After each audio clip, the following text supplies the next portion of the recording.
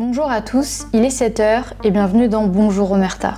Ce matin, je reçois Jacques Hoggard pour parler de l'actualité au Congo, revenir sur la tragédie qui s'est produite en janvier dernier dans les mines à l'est du Congo, mais aussi pour parler des enjeux autour des minerais et revenir sur le documentaire qu'Omerta a fait l'année dernière à l'est de la République démocratique du Congo.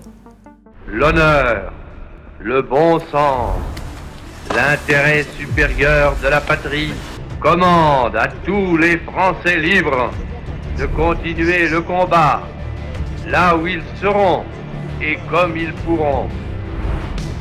Moi, général de Gaulle, j'entreprends ici, en Angleterre, cette tâche nationale. Monsieur Hoggard, bonjour, merci d'être avec nous aujourd'hui.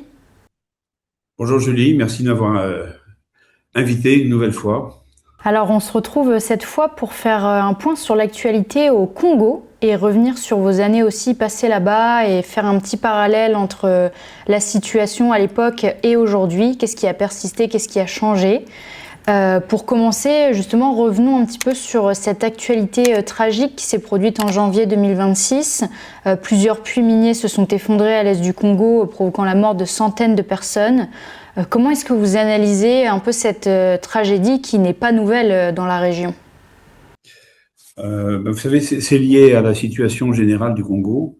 D'abord à la situation politique, à la situation ethnique, à l'instabilité de l'Est du pays, qui est d'ailleurs la partie la plus riche en matière de minerais et de ressources naturelles, si vous voulez. Et en réalité, ce sont des pans entiers du pays qui sont livrés à eux-mêmes depuis des décennies. Et il y a des richesses qui sont exploitées dans des conditions déplorables, si vous voulez, dans des conditions d'abord visant à enrichir le petit pays voisin qui est un peu la Prusse des Grands Lacs. J'ai nommé le Rwanda de Paul Kagame, qui s'enrichit au détriment d'ailleurs de son voisin, dont il pille allègrement les richesses depuis des décennies. Et si vous voulez, la vie d'un Congolais ne vaut rien pour ces gens-là. Alors, on peut parler des grandes compagnies minières internationales qui se comportent pas toujours très bien non plus, mais là, il y a aussi l'enrichissement des mouvements rebelles. Je pense par exemple à la FC M23 qui est très active dans la région, qui est en fait, si vous voulez, un proxy du Rwanda et qui a pratiquement mis la main sur tout des pans entiers de territoires congolais au profit du Rwanda. Donc dans ces territoires, il y a des mines qui sont exploitées dans des conditions déplorables d'insécurité totale, au sens propre et au sens figuré, c'est-à-dire l'insécurité liée à la mauvaise qualité des exploitations, tout simplement, ou à l'inexistence des infrastructures nécessaires, et puis l'insécurité tout court, parce que ces régions sont dévastées par des milices qui pillent, qui tuent, qui violent. Le viol est aussi une arme.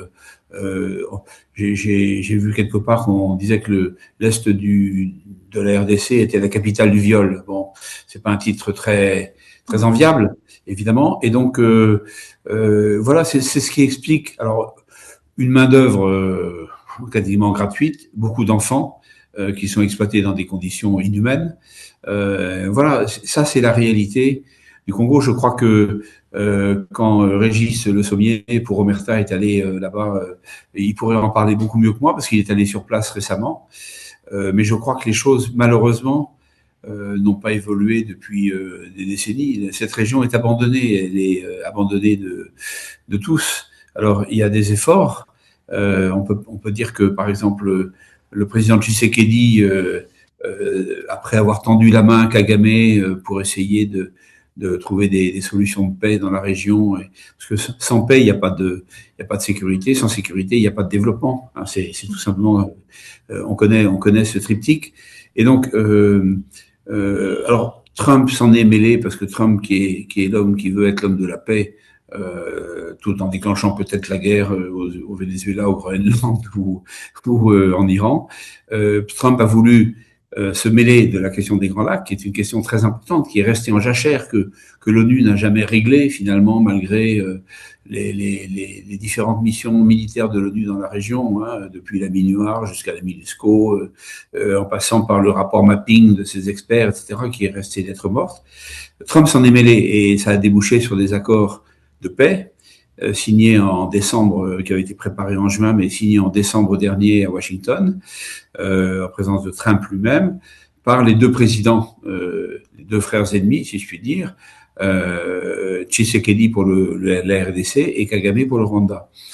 Moyennant quoi, on s'aperçoit que, comme tout accord de paix signé, il y a rapidement des violations de l'accord, il y a rapidement des remises en cause, il y a beaucoup de mauvaise foi, on utilise des proxys dont on dit « ah oui, on les maîtrise pas », c'est le cas du M23 qui prétend ne pas être lié au pouvoir rwandais, ce qui est une farce évidemment, et etc. Donc si vous voulez, ça c'est tous les ingrédients qui font que la situation humaine, économique, sociale, dans une grande partie du Congo et en particulier les provinces de l'Est est déplorable, tout simplement déplorable et catastrophique, et aux limites du possible pour les populations qui y vivent, un martyre pratiquement tous les jours.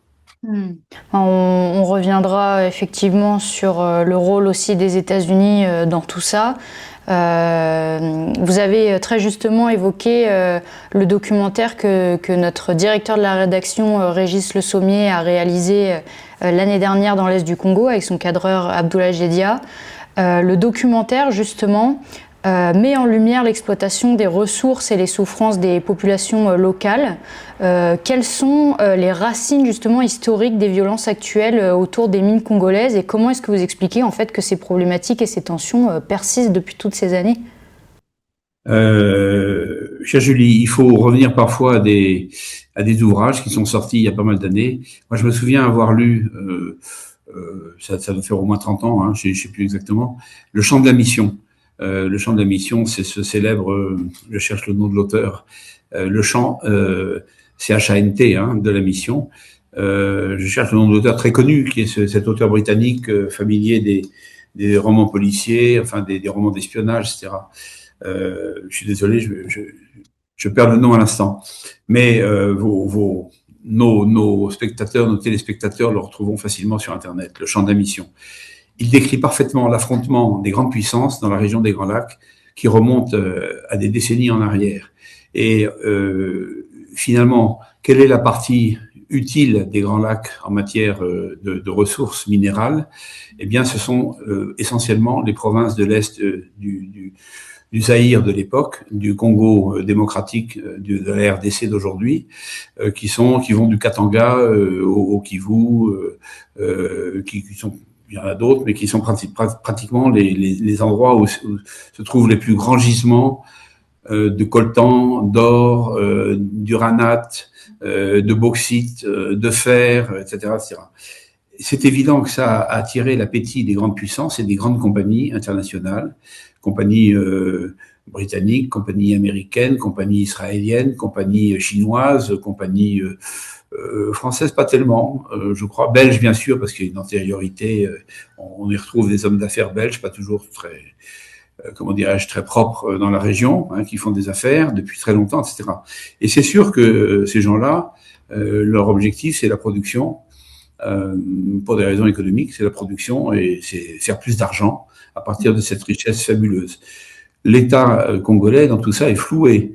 Les populations sont flouées. Si vous voulez, il faut se souvenir que, par exemple, dans l'Est de la RDC, le salaire moyen est de 10 fois inférieur à celui du salaire moyen à Kinshasa, la capitale, à l'autre bout du pays. Et pourtant, à mon avis, il y a plus de richesse dans l'Est de la RDC qu'à Kinshasa, en tant que tel, si vous voulez. Donc, on voit bien qu'il y a un problème de corruption, de détournement de l'argent, l'argent ne profite pas au pays, finalement. L'argent va profiter à des compagnies étrangères, et ça, c'est très ancien. Ça remonte à, je vous dis, il faut lire ce livre qui est remarquablement fait, Le Chant de la Mission, parce qu'il c'est un roman, mais c'est un roman qui est extrêmement inspiré de la réalité, si je puis dire. Hein, voilà. Donc c'est ça la clé. C'est le drame de cette région, c'est son sous-sol est trop riche. Je ne sais plus qui avait dit, c'est un scandale géologique. L'est du Zaïre, de la RDC d'aujourd'hui. Ben, c'est un peu ça, ce qui fait son malheur. En plus, c'est un pays qui est extrêmement peuplé, mais avec un niveau d'instruction qui est très bas, avec une population qui est très nombreuse. On parle de 110 millions d'habitants à peu près pour la RDC aujourd'hui. C'est un pays gigantesque qui fait 2 millions de mémoire, 2 600 000 kilomètres carrés, quelque chose comme ça. Et qui n'a pas d'infrastructure. Les infrastructures ont été détruites au fur et à mesure des guerres, des rébellions qui dévastent le pays depuis maintenant des années et des décennies, qui ont fait des millions de morts dans la région, dans des conditions atroces. Voilà. Après, vous avez ça, c'est l'image de la RDC, la véritable image de la RDC, en particulier à l'est. Et c'est contre quoi le président Tshisekedi essaye de s'élever depuis qu'il est arrivé au pouvoir en remplaçant son prédécesseur qui était Joseph Kabila. Voilà, lui-même maintenant poursuivi par la justice, parce que, etc. Le problème de ces pays, c'est vraiment la gouvernance qui doit conjuguer à la fois autorité et humanisme. On est loin des deux dans les deux cas, si vous voulez. Et il y a plus d'infrastructures, il n'y a pas de route qui relie vraiment Kisangani à Goma à Kinshasa, etc. Donc tout se fait par avion, sur des petits aéroports qui sont attaqués, comme l'aéroport de Kisangani qui a été attaqué très récemment par des drones pilotés par le M23, la rébellion proche du Rwanda, qui est manipulée par Kagame, etc., etc. Donc vous voyez que il y a tous les ingrédients d'un échec total, et c'est ce à quoi le plan de Trump voulait remédier en disant il faut d'abord imposer la paix, restaurer la stabilité élémentaire pour pouvoir reconstruire une économie, et donc derrière avec des effets sur le plan social. Il y a une attente colossale de ces populations qui parfois est prise entre le désespoir et la résignation, mais voilà ce qu'on peut dire. En tant qu'ancien militaire, vous avez aussi travaillé sur les guerres des Grands Lacs, justement. Quel parallèle faites-vous entre la gestion des crises humanitaires que vous avez observées dans les années 90 au Rwanda et à l'est du Congo, et justement la manière dont la communauté internationale gère aujourd'hui les catastrophes minières, par exemple? C'est une question difficile que vous me posez. Il y a rien de parfait dans ce monde. Si vous voulez, les interventions, moi je me souviens que j'ai regretté publiquement lors d'un colloque à Nice sous la présidence de Pierre Messmer à l'époque. Ça devait être en 95 ou 96. J'ai regretté l'absence totale de réaction de la communauté internationale devant j'allais dire le deuxième génocide. Alors il est interdit, paraît-il, les bonnes consciences interdisent de parler de deuxième génocide rwandais, mais alors c'est quand même un génocide. Ce qui s'est passé dans les forêts immenses de l'est du Zaïre entre 95 et 97, c'est des millions de morts rwandais fuyant le régime de Kagame, et pour des raisons diverses, de bonnes ou de mauvaises, c'est autre chose, et congolais eux-mêmes, les gens de la région, qui se sont fait décimer par millions. C'est l'objet du rapport mapping de l'ONU qui a été enfoui dans un tiroir et dont plus personne n'a parlé. Alors, vous voyez, la difficulté, c'est que il y a l'ONU. L'ONU devrait jouer son rôle, mais finalement, les missions militaires de l'ONU sont souvent décevantes, en Afrique en particulier, pas qu'en Afrique, mais en Afrique aussi. On l'a vu dès le début des années 60, avec les problèmes d'ailleurs du Congo belge de l'époque devenant indépendant, avec tout ce qui s'est passé, le Katanga de l'époque, le Shabbat d'aujourd'hui, etc. Et l'impuissance de l'ONU. On a vu ce qui s'est passé au Rwanda, l'impuissance de la mission de la MINUSMA au Rwanda, face à des gens qui sont extrêmement déterminés, et où se mêlent les intérêts particuliers, les intérêts les affrontements ethniques très anciens, voilà. Alors aujourd'hui, on a quand même un peu l'impression d'un désintérêt général par rapport à l'Afrique des Grands Lacs. Je pense que les Congolais et les Rwandais et les Burundais s'en plaignent d'ailleurs en disant on n'est pas des citoyens du monde de deuxième zone par rapport aux Ukrainiens, au secours desquels tout le monde se précipite aujourd'hui. Et on peut les comprendre. Eux, ça fait pas 4 ans qu'ils subissent des horreurs et des difficultés sans nom. Ça fait maintenant 40 ans, 50 ans. C'est sans fin. Derrière, il y a un pays quand même responsable de tout ça au départ, c'est l'Ouganda, qui est discrètement estompé, qui s'est discrètement camouflé aujourd'hui, estompé derrière des rideaux de fumée, mais qui est quand même à l'origine, en ayant poussé la rébellion rwandaise de Paul Kagame, etc. Et puis toutes ces conséquences. Et je vous dis, elles sont pas terminées, les conséquences. Il y a 15 jours, ou non, je dis des bêtises, il y a plus d'un mois maintenant, j'ai assisté à l'entrée à l'Académie des sciences morales et politiques à Paris, sous la coupole du docteur Denis Mukwege, docteur congolais de la région, qui est le fondateur de l'hôpital de Mpanzi et qui est un chirurgien qui porte en swahili un nom qui traduit en français signifie l'homme qui répare les femmes. Il dénonce le viol en tant qu'arme de guerre, mais ça fait des décennies que ça dure, si vous voulez. Et quand on dit viol, c'est des bébés de quelques mois aux femmes de 90 ans, si elles arrivent à 90 ans. C'est quelque chose d'abominable. C'est quelque chose de répugnant, de terrible. Alors vous me direz, quand on découvre les turpitudes de l'affaire Epstein et tout ce qui va avec, mais si vous voulez, quel monde dans lequel on vit, quoi. Donc si vous voulez, ça c'est vraiment, il y a une espèce de regain d'intérêt apparent aujourd'hui pour la région des Grands Lacs. Merci Trump, parce que c'est peut-être lui il a au moins l'avantage de taper du poing sur la table et de dire ça suffit dans certains cas. J'approuve pas toutes ses décisions, mais quand il en a une de bonne, il faut la souligner. Mais j'espère que ça ira jusqu'au bout, si vous voulez. J'espère que c'est pas un feu de paille. J'espère que c'est pas un moment de communication sans lendemain. Vous avez également justement très justement évoqué l'intérêt des États-Unis pour la région, qui ont découlé à de récents accords entre la RDC et les États-Unis concernant les minerais. Quels peuvent être, à votre avis, les risques et les bénéfices de ces accords et de cet intérêt des États-Unis pour les populations locales notamment ? Là, vous pointez du doigt quelque chose d'essentiel, en fait. Le dessein de Trump en signant non seulement les accords de paix, mais derrière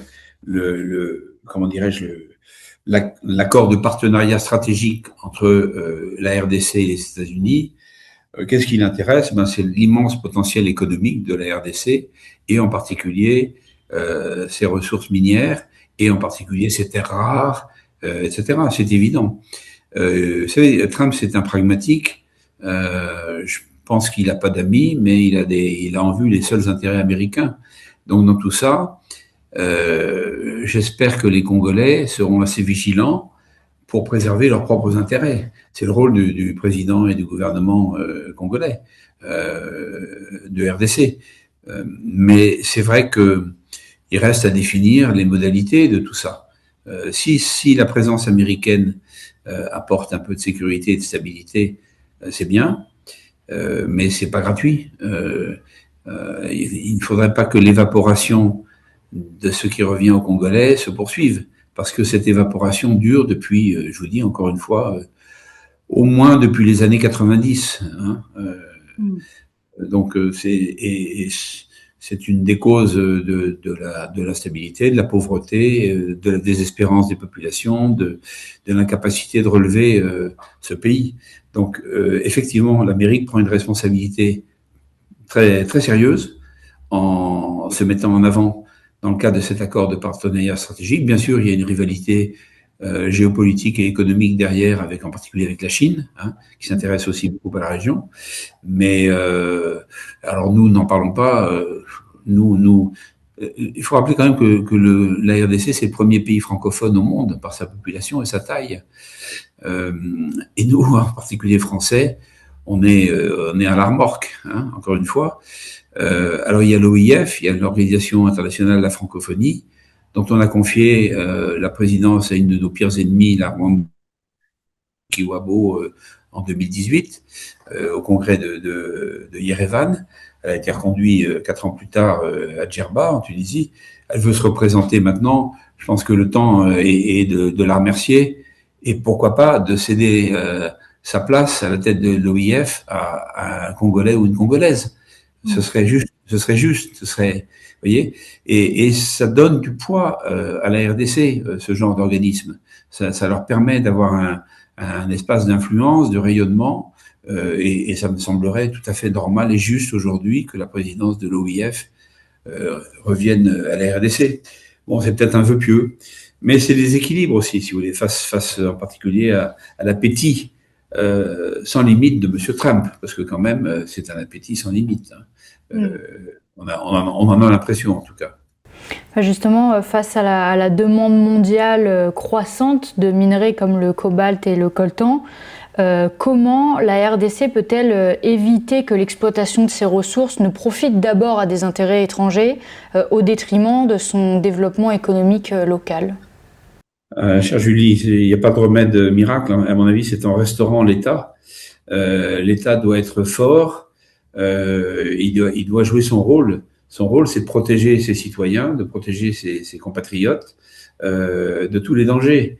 Et pour le moment, et donc de restaurer la souveraineté sur son sol. Pour le moment, on n'en est pas là. Donc il y a un problème de l'armée congolaise. Il faut que l'armée congolaise se redresse. Elle a eu des périodes de gloire, hein, à une époque. Je crois que je vous en avais déjà parlé une fois ou dans l'excellent numéro d'Omerta sur la région qui était sorti cet automne ou au début de l'hiver. Il y a eu une époque où il y avait des chefs même de l'armée congolaise qui étaient des sacrés types. Hein, je pense au général Maélé, par exemple, qui était un des héros de Kolwezi, côté zaïrois à l'époque, hein, on parlait pas de RDC. Mais voilà, je pense qu'il faut restaurer, il faut reconstruire une armée digne de ce nom, qui soit professionnelle, qui soit compétente, qui tourne le dos résolument à toutes les compromissions et en particulier à la corruption. Hein. Ça veut dire une armée correctement payée, parce que quand les gens ne sont pas payés, ils vont servir sur la population, et vous avez des bandes armées plutôt qu'une armée digne de ce nom. Donc voilà, ça c'est des vrais sujets, et il faut commencer par ça. Il faudrait aider, si M. Tshisekedi le souhaite, il faudrait aider le Congo à redresser son outil militaire et ses forces de sécurité intérieure, c'est évident. Eh bien, Monsieur Hogar, merci beaucoup d'avoir été avec nous aujourd'hui et nous avoir partagé votre expertise. Je rappelle que votre livre « Les larmes de l'honneur » est toujours disponible. On le mettra en lien de la description de cette vidéo, ainsi que le documentaire « Congo, les mines de sang » réalisé par Régis Le Sommier. Oui, il y a quelques ouvrages qui sont sortis, qui sont des bons ouvrages. Hein. Je pense à mon ami Charles Onana aussi, qui est si souvent attaqué et vilipendé par toute la galaxie qui tourne autour de Paul Kagame et de ses circuits d'influence, y compris en France. Mais Charles Onana est un garçon qui fait un boulot de fond sérieux et qui connaît quand même très bien la région maintenant. Oui, on l'a déjà reçu également sur la chaîne Omerta, oui, et il a contribué aussi au magazine. Et c'était normal que je le dise aussi parce que j'ai beaucoup d'estime pour lui. Voilà, merci. Merci beaucoup d'avoir été avec nous et je vous dis à très bientôt sur Omerta. À bientôt. Et merci à vous d'avoir regardé cette vidéo. Je vous dis à demain pour une nouvelle thématique avec un nouvel invité. En attendant, je vous souhaite à tous une excellente journée. À demain.